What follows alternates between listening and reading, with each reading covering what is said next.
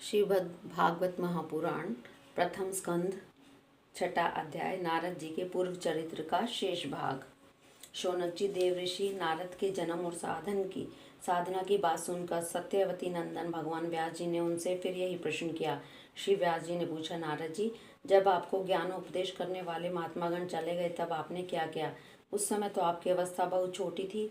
स्वयंभू आपकी शेष आयु किस प्रकार व्यतीत और मृत्यु के समय आपने किस विधि से अपने शरीर का परित्याग किया?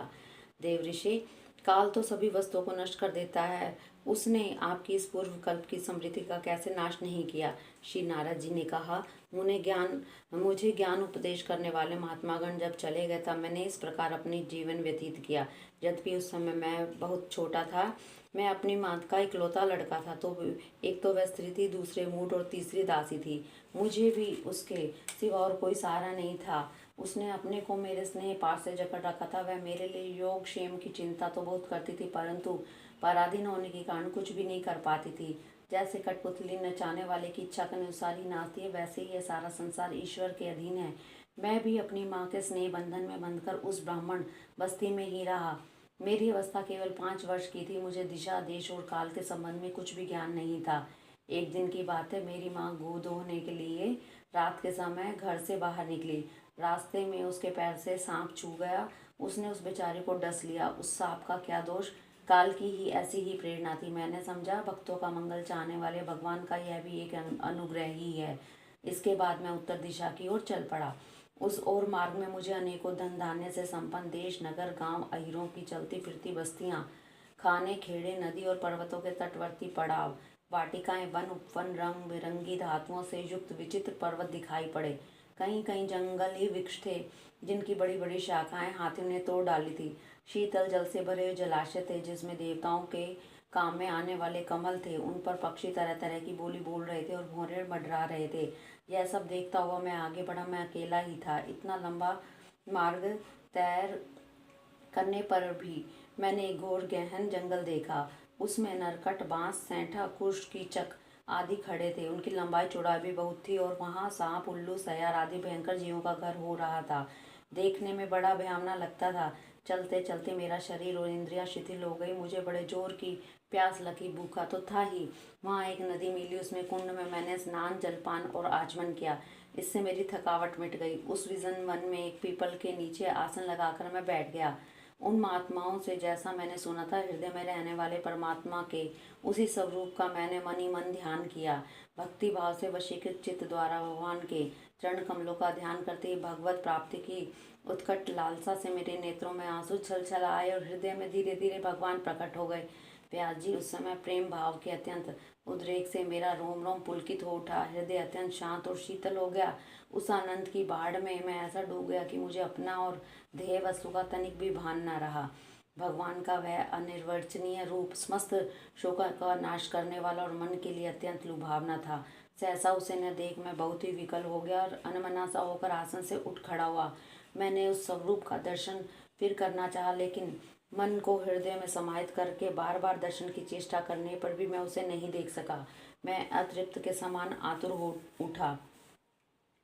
इस प्रकार निर्जन वन में मुझे प्रयत्न करते देख स्वयं भगवान ने, जो वाणी के विषय नहीं है, बड़ी गंभीर और मधुर वाणी से मेरे शोक को शांत करते हुए कहा, खेद है कि इस जन्म में तुम मेरा दर्शन नहीं कर सकोगे। जिनकी वासनाएं पूर्णतः शांत नहीं हो गई हैं, उन अधकचरे योगियों को मेरा दर्शन अत्यंत दुर्लभ है।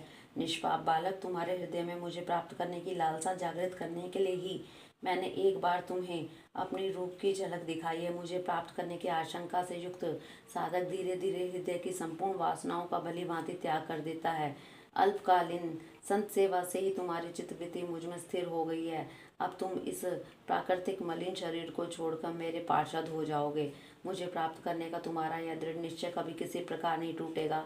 समस्त सृष्टि का प्रलय हो जाने पर भी मेरी कृपा से तुम्हें मेरी समृद्धि बनी रहेगी। आकाश के समान अव्यक्त सर्वशक्तिमान महात्मा इतना कहकर चुप हो गए। उनकी इस कृपा का अनुभव करके मैंने उस श्रेष्ठों से भी श्रेष्ठतर भगवान को सिर झुकाकर प्रणाम किया। तभी से मैं लज्जा संकोच छोड़कर भगवान के अत्यंत रहस्यमय और मंगलमय मधुर नामों और लीलाओं का कीर्तन और स्मरण करने लगा। स्पृहा और मद मत्सर मेरे हृदय से पहले निवृत्त हो चुके थे। अब मैं आनंद से काल की प्रतीक्षा करता हुआ पृथ्वी पर विचरने लगा।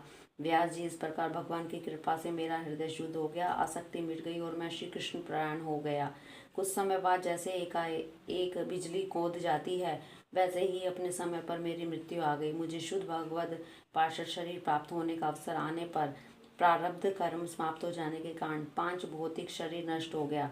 कल्प के अंत में जिस समय भगवान नारायण एक अर्णव प्रलयकालीन समुद्र के जल में शयन करते हैं, उस समय उनके हृदय में शयन करने की इच्छा से इस सारी सृष्टि को समेटकर ब्रह्मा जी जब प्रवेश करने लगे, तब उनके श्वास के साथ मैं भी उनके हृदय में प्रवेश कर गया।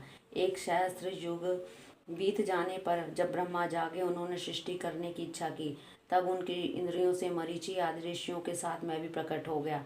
तभी से मैं भगवान की कृपा से बैकुंठ आदि में और तीनों लोकों में बाहर और भीतर बिना रोक टोक के विचरण किया करता हूँ। मेरे जीवन का व्रत भगवत जन अखंड रूप से चलता रहता है। भगवान की दी हुई उस स्वर ब्रह्म से विभूषित वीणा पर तान छेड़कर मैं उनकी लीलाओं का गान करता हुआ सारे संसार में विचरता हूँ। जब मैं उनकी लीलाओं का गान करने लगता हूँ, तब वे प्रभु जिनके चरण कमल समस्त तीर्थों के उद्गम स्थान है और जिनका यशो गान मुझे बहुत ही प्रिय लगता है, बुलाए हुए की भांति तुरंत मेरे हृदय में आकर दर्शन दे देते हैं।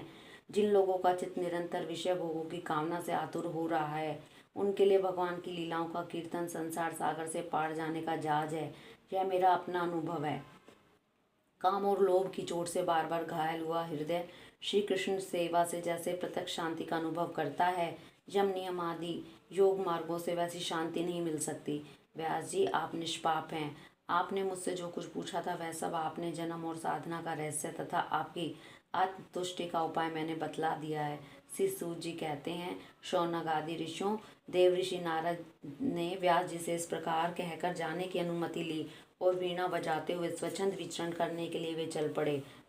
ये देव ऋषि नारद धन्य हैं, क्योंकि वे शांग पाणी भगवान की कीर्ति को अपनी वीणा पर गा गा कर स्वयं तो आनंद मगन होते ही हैं, साथ साथ इस त्रिताप तप्त जगत को भी आनंदित करते रहते हैं। हरि ओम तत्सत।